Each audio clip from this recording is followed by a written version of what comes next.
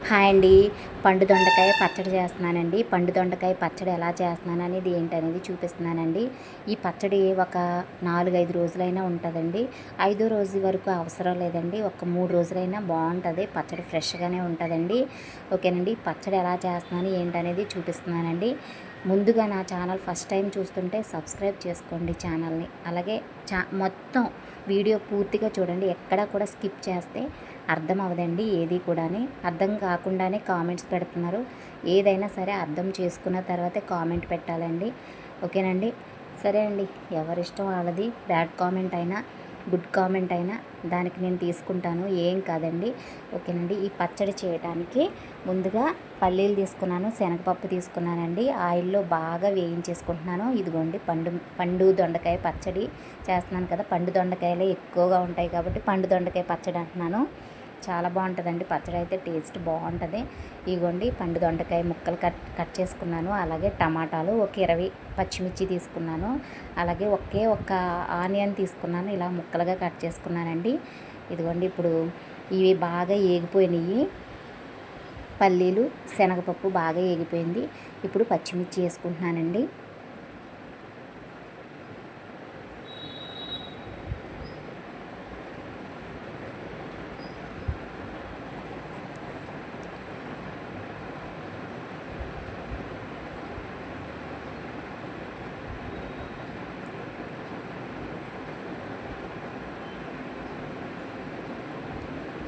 మనం ఎవరికైనా కామెంట్ పెట్టామంటే అది కరెక్టా కాదా అని తెలుసుకునే పెట్టాలండి. బ్యాడ్ కామెంట్స్ ఎలా వస్తాయి అలా పెట్టేయటం కాదండి. ఎవరైనా సరే బ్యాడ్ కామెంట్ అనేది పెట్టేటప్పుడు అది వాళ్ళు చెప్పింది కరెక్టా కాదా, మనం పెట్టేది కూడా కరెక్టా కాదా అని చూసుకుని పెట్టాలండి. వచ్చాం కదా ఓకే, మామూలుగా వీడియో చూస్తున్నాం కదా, ఏదో కామెంట్ పెట్టాలి కదా అని చెప్పేసి బ్యాడ్గా మాత్రం పెట్టొద్దండి దయచేసి. అన్నీ అర్థం చేసుకునే పెట్టొచ్చు.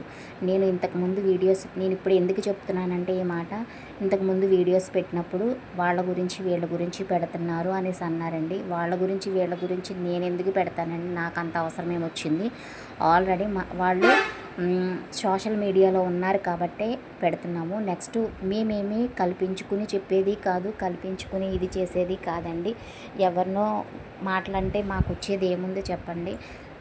వాళ్ళే కదండి, వాళ్ళే వీడియోలు పెట్టుకున్నారు.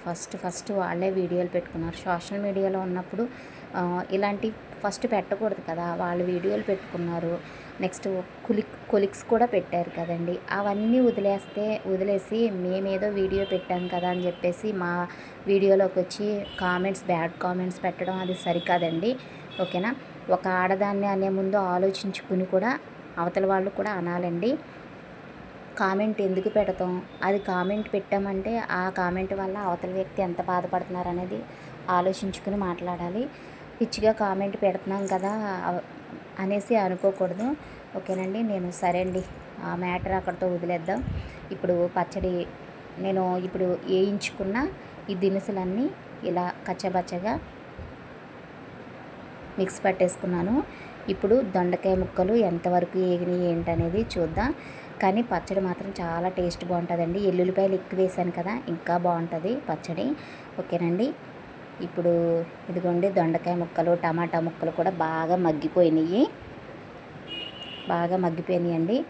ఇవి ఇంకొక దెబ్బ తగిలించి స్టవ్ ఆఫ్ చేసేసుకుంటాను. ఇప్పుడు బాగా చల్లారిపోవాలి. బాగా చల్లారిపోయిన తర్వాత అప్పుడు మిక్స్ పట్టేసుకుంటానండి.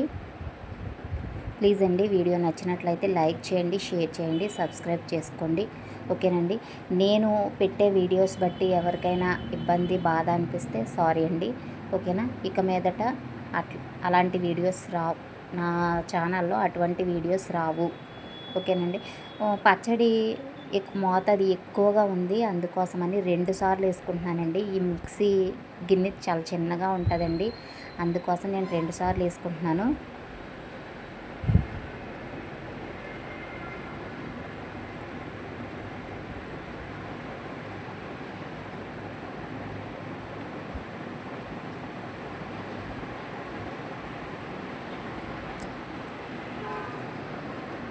ఇది పోపు పెట్టుకుంటే ఇంకా బాగుంటుందండి పచ్చడి. పోపు పెట్టుకుంటే బాగుంటుంది.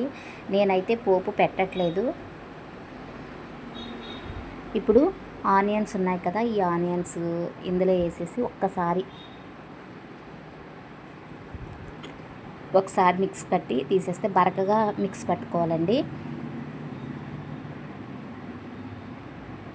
ఇదిగోండి మిక్స్ పట్టేశాను. చాలా చాలా బాగుంటుంది పచ్చడి అయితే, టేస్ట్ అదిరిపోద్దబ్బా, బాగుంటుంది. ఓకేనండి, నా వీడియో నచ్చినట్లయితే లైక్ ఇవ్వండి, షేర్ చేయండి, సబ్స్క్రైబ్ చేసుకోండి. ఓకేనండి, మీరు సబ్స్క్రైబ్ చేసుకుని లైక్ ఇవ్వడం బట్టి నా ఛానల్ ఇంకా ఇంకా ముందుకు వెళ్ళడానికి అవకాశం ఉంటుందండి. ప్లీజ్ అండి, దయచేసి లైక్ ఇవ్వండి, షేర్ చేయండి, సబ్స్క్రైబ్ చేసుకోండి. ఈ పచ్చడిలోకి రసం పెట్టుకుని ఈ పచ్చడి వేసుకుని తింటే చాలా చాలా బాగుంటుందండి. నిజంగా రసం పెట్టుకుని ఈ పచ్చడి వేసుకుని తింటే అన్నంలోకి చాలా సూపర్గా ఉంటుంది. అలాగే మనం చట్నీ కింద దోశల్లోకి కానీ ఇడ్లీలోకి కానీ వేసుకుని తింటే కూడా చాలా బాగుంటుందండి. మీరే చెప్తారండి, మీరే కామెంట్ పెడతారు చాలా బాగుందని.